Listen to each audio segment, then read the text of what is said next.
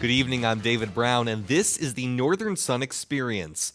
Well, the most surprising football teams in the NSIC so far have very similar parallels to the Minnesota Twins. The last time Southwest Minnesota State was 3-0, 1991, when the Twins last won the World Series. And the last time MSU Moorhead was 3-0, 1987, when the Twins won their first World Series. And since baseball and football are both considered in the cliche world to be games of inches, some of those inches could make the difference as the two undefeated squared off in Marshall. Dragons get on the board first. Zane Medhog takes the option pitch and finds the right corner. 5-yard score makes it 6-0 MSUM. But SMSU would be in complete control after that. Watch this. Blake Gimbel gets it back and fires a 44-yard touchdown to Nate Hewitt on a reverse flea flicker. Check it out in slow motion. Fair assumption you're probably going to see this in top plays later. Just perfect execution by the Mustangs, and Gimbel finds Hewitt wide open for the score. SMSU takes a 7-6 lead, and that would be their smallest. Second quarter now, Devontae Stevens follows his blockers inside and turns on the Jets. 38-yard touchdown, the longest run of SMSU's season. They're up 14-6. Now up 28-9 in the third and continuing to pour it on. Gimbel finds Vernell Wingate, nice spin-off tacklers to get into the end zone. 23-yard touchdown makes it 35-9. And the air assault would continue. Gimbel rolls out to his right, throws back across his body to Tommy Steidler, and he gets a 23-yard touchdown of his own, the first of his career. 41-9 at that point. Blake Gimbel with a career-high 299 yards and a career-high 5 touchdowns as the Mustangs kick the game of inches cliche to the curb. 48-9 is your final over MSU Moorhead. Let's check in on the other undefeated teams in the conference. 3-0 Sioux Falls at 0-3 Northern State. Homecoming in Aberdeen with Gypsy Days, but the Cougars would steal the show. Down 3-0 in the first, Max Mickey takes the option pitch and goes 21 yards to the end zone. USF takes its first lead at 7-3. Later in the first, Papillion going through the air this time finds a wide open Garrett Shutt, pretty clear open and shut case. 44-yard pitch and catch makes it 14-3 after one. Second quarter now, Shutt would shine again, surrounded by more Wolf defenders this time, but it doesn't really matter. 15-yard strike from Papillion, 21-3 at the half. Fourth quarter now, USF shows off more of its diverse offense. Josh Angulo takes the jet sweep and goes around the right side for the score. 28-3 at that point, and the Cougs stay undefeated with a 28-10 road victory over Northern State. The other 3-0 team, Minnesota State, traveled north to Minnesota Crookston. Connor Thomas plunging in from 1 yard out to give the visiting Mavs an early lead.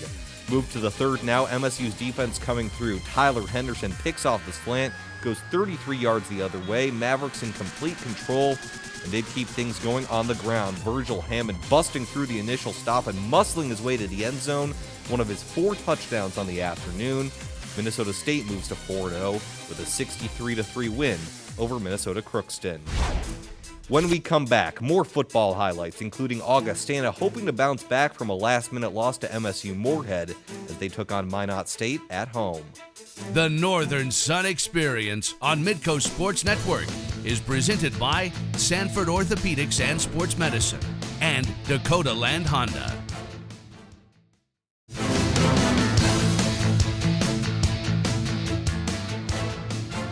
And welcome back to the Northern Sun Experience. Augustana received a lot of preseason hype as a team on the rise, and through the first 2 weeks, the Vikings looked the part. But last Saturday, Augie, quite frankly, looked ugly, giving up more than 520 yards of offense in a 1-point loss at MSU Moorhead. Vikings hoping to rebound from that loss at home against Minot State. First quarter, all kinds of time for Trey Hyde. He'll hit CJ Ham, who makes moves toward the end zone. 16-yard score, and it's 7-zip Augie. Later in the first, Hyde steps up in the pocket and finds a wide-open Matt Heller.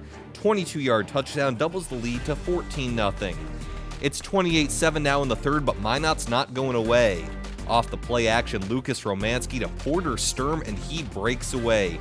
86 yards on the touchdown, longest play for Minot State this season, and it's just a 14-point game. But the Vikings come right back down. Justin Greenway with the first of his 2 touchdown runs. Augie finishes the north part of its schedule with a 41-17 win over Minot State. Let's head to North Dakota. University of Mary hosting Wayne State. First quarter, Wildcats' Alex Klein finds a huge running lane and blasts right through. 17 yards to the house, 7-0 Wayne State.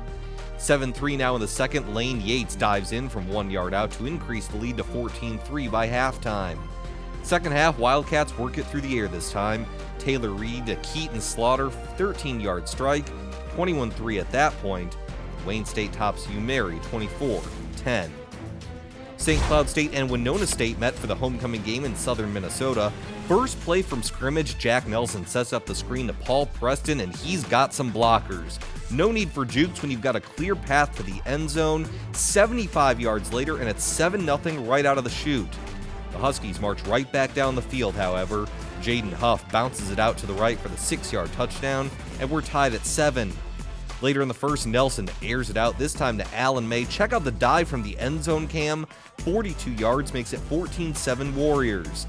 17-10 at halftime, but the Huskies tie it up again. Nate Meyer fools the entire Winona defense on the QB keeper to nod things at 17 apiece. It'd stay that way until the fourth when Meyer rumbles 55 yards on another QB keeper. It would set up another Husky touchdown, and St. Cloud State pulls away in the fourth, 31-20.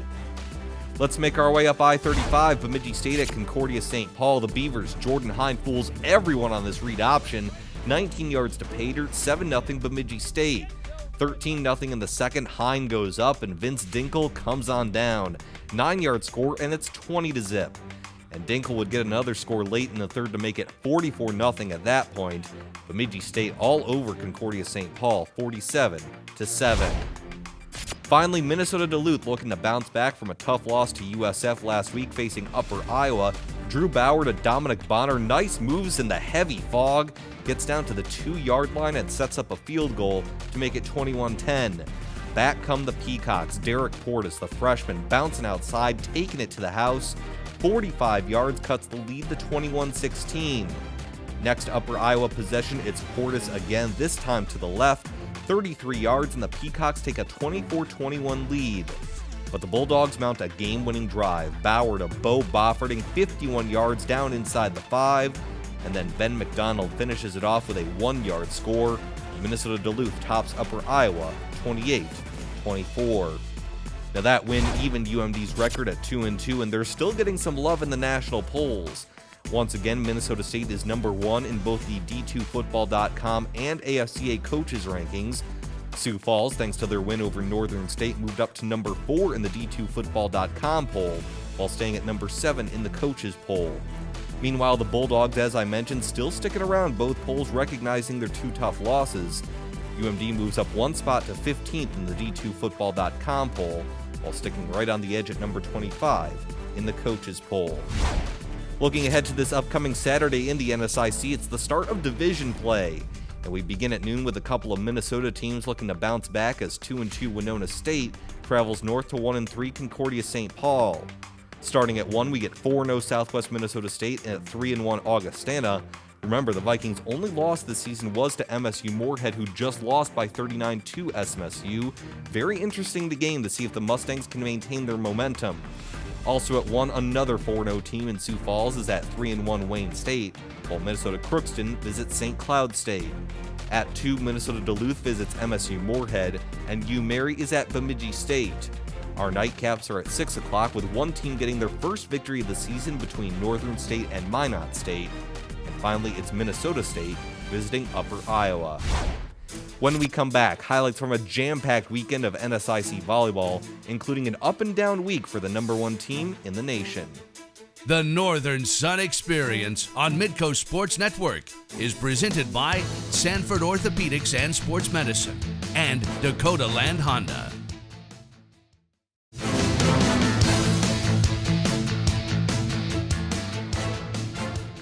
And welcome back. Ever since the Minnesota Duluth volleyball team knocked off defending national champion Tampa earlier this month, the Bulldogs have maintained a grasp on the number 1 national ranking. But with 6 other NSIC teams also in the top 25 poll, UMD knows it faces significant challenges every single week. One of their biggest tests came Friday at Northern State. First set, the Wolves' Drew Smith sets up Kelly Schmidt for the throwdown, and NSU takes set 1 25-10. Second set, it's Smith with the setup again. This time the Kelsey Chambers kill is blocked out of bounds by the Bulldogs, and the Wolves go up 2-0. and they would finish off UMD in 3. Mandy Karofsky and Schmidt block it at the net, and that would wrap it. Northern State sweeps Minnesota Duluth. It's the first time UMD's been swept in 3 years. Afterwards, we heard from AVCA National Player of the Week, Kelsey Chambers. It's a surreal feeling. You don't, right now I don't even think it's hit me completely yet, and our team really, but it's a big deal to beat the #1 team in the nation, and I believe we all knew that we could do it, but yeah, it's still a great feeling. And congrats to Northern. UMD hoping to bounce back the next day at MSU Moorhead, and they would channel all their frustrations on the Dragons. Sydney Mott going up high and coming down hard. She had 7 kills in the match. Later on, check out the net cam as Sarah Kelly goes up for the cross-court kill. Great angle for the highlight, great angle on the smackdown. And finally, it's Mariah Scharf with the game-high 16 kills, including one right here. Minnesota Duluth goes back to its winning ways quickly, topping MSU Moorhead 3-0. Concordia St. Paul hosted Minnesota State last Tuesday. Ellie Vandestieg sets up Vicolia Mead for the Maverick kill early on. But back come the Golden Bears. Beautiful setup for Emma Lang for the cross-court kill off the right side. And later in the match, another nice setup for Lang on the right side as Concordia tops Minnesota State 3-0. The team that upset Concordia last weekend, Winona State, traveled to Sioux Falls to take on Augustana. Both teams showing power. Maria Rage showing some rage for the Warriors, but Augie's spikes were on point as well. Danny Magzis with a left-handed throwdown. And then check this out from Ashley Wilson, just a full-on smackdown as Augie wins the battle of the power players 3-0. Taking a look at the National Volleyball poll, and despite an uneven week, Minnesota Duluth still remains #1. Concordia St. Paul jumps 5 spots, however, from 8th all the way to 3rd. Southwest Minnesota State is 5th, and Northern State jumps the highest, going up 10 spots from 19th to 9th on the heels of their big win over UMD. Wayne State is 11th, Augustana moves up to 19th, while Winona State rounds out the top 25. Well, one of the biggest cross-country showcases in the nation celebrated its 30th anniversary this past weekend. The Roy Griak Invitational, held near the University of Minnesota, hosts hundreds of high school and college athletes every year in a competition featuring the best of the best. And it was no different this weekend as several NSIC runners competed on a beautiful Saturday in Minneapolis. And in the Women's Division II contest, an NSICer would set the pace. The University of Mary's Alexis Zeiss, just a sophomore, comes in with a time of 22:13.6, nearly 13 seconds ahead of second place. If you include Zeiss, the NSIC had 5 of the top 8 finishers, and after the race, Zeiss said she's been focused on this competition for years. I've been running here for 5 years, ever since I was in high school, and I've always pictured of winning this meet, and today I knew, I was like, I gotta do it today. It's perfect weather, not too hot, not too cold. Our team was pumped up before this meet, which is very nice. Our team did very good too. And I just knew that all these hills that we've been working out on, I had to put it to use now. So that's basically what it was. Meanwhile, as far as the team competition is concerned, the University of Minnesota Duluth won its 2nd straight overall title and 4th in the last 7 years. Head coach Joanna Warmington says it's a testament to all the preparation the Bulldogs put in. It was exciting. I knew that coming into this meet, it was going to be a tough against Augustana, Northern Michigan. It's always a big event happening, and it's kind of who shows up that day. I really felt we prepared, and we kind of tried to peak for this meet, but given the weather, you just never know how everybody runs. Let's go to the men's race now. Another huge competition with nearly 400 runners. And in the end, the highest placing finisher from the NSIC was Augustana's Keegan Sarda, who finished in 6th place overall. He was one of 3 Augustana Vikings to finish in the top 20, and Augie also finished 3rd in the overall team standings. Well, it was a great race. I was really happy with it, and this is always a really special meet for our team, and we wanted to go out there, and we got 2nd last year, and so we had big goals of winning it this year, and we knew that we had to get out fast. I think we did a really good job of that. We had a nice pack going up front. We've done lots of hills to prepare for this race, so I felt pretty good going up these hills, and it's a tough course, but I think we ran great today. By the way, the NSIC Conference Championships will be held on the very same course in less than a month. Well, coming up next, we go under the northern sun at St. Cloud State University. The Northern Sun Experience on Midco Sports Network is presented by Sanford Orthopedics and Sports Medicine and Dakota Land Honda.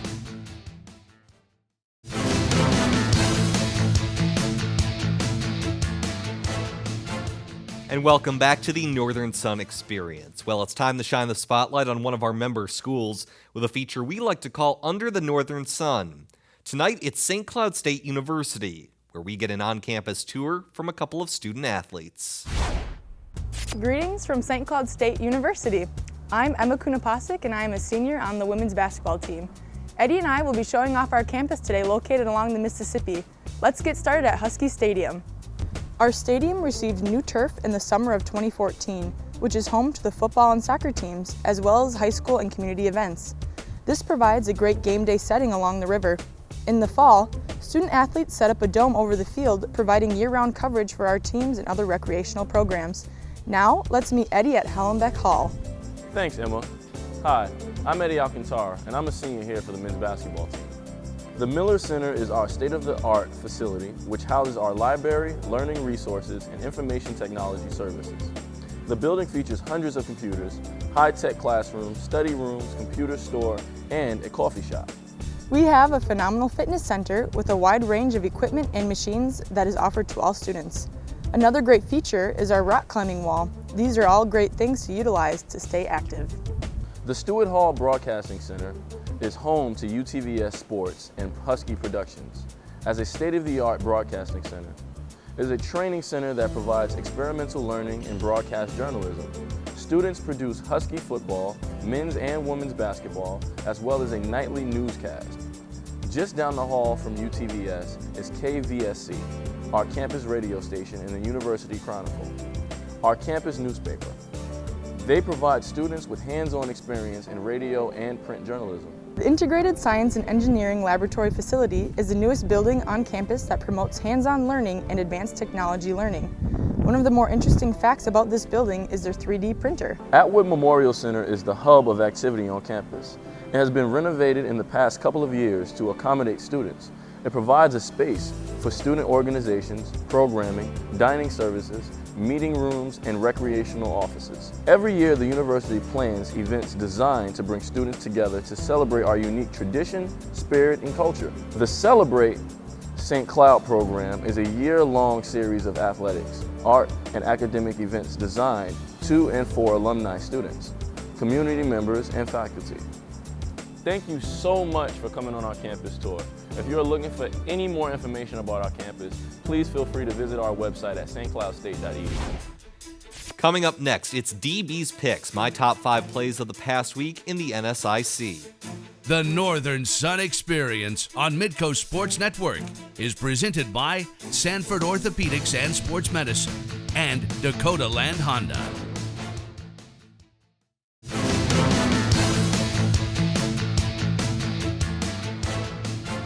And welcome back to the Northern Sun Experience. It's time for DB's Picks, my top 5 plays of the past week. Although to be completely fair, some of these are more moments than actual plays, but hey, it's my show. So like the greatest non-Bryan Adams Canadian singer Celine Dion says, that's just the way it is. At number 5, we'll start with an actual play, and it's a hammer from Augustana's Ashley Wilson, presumably hammering down a Wilson volleyball. Sure, it's just 1 point in a long volleyball match, but even in slow motion, that kill comes down pretty darn quick. Wilson had 9 kills in a 3-0 sweep of Winona State, but this one comes down at number 5 of my top plays. For number 4, we stay in the volleyball world, only this time we celebrate some team success. Northern State defeated number 1 Minnesota Duluth 3-0, the first time the Bulldogs have been swept in more than 3 years. As a result of the historic win, the Wolves moved up 10 spots in the national rankings to number 9. Taking a broom to the Bulldogs checks in at number 4. At number 3, we go back to some plays, and it's the NSIC's version of Darren Sproles doing it all for Winona State. 5'4" Paul Preston takes the screen and goes 75 yards for the touchdown on the Warriors' first play from scrimmage. Here it is again. Preston gets some great blocking and barely has to juke as he finds a clear lane to the house. Now the score was worth 6, Preston's 5'4", and this play comes in at number 3.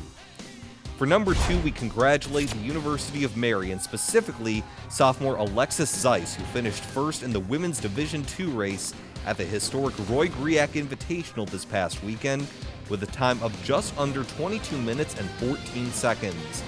Zeiss, who's competed at this event ever since she was in high school, finished a full 12 seconds ahead of second place.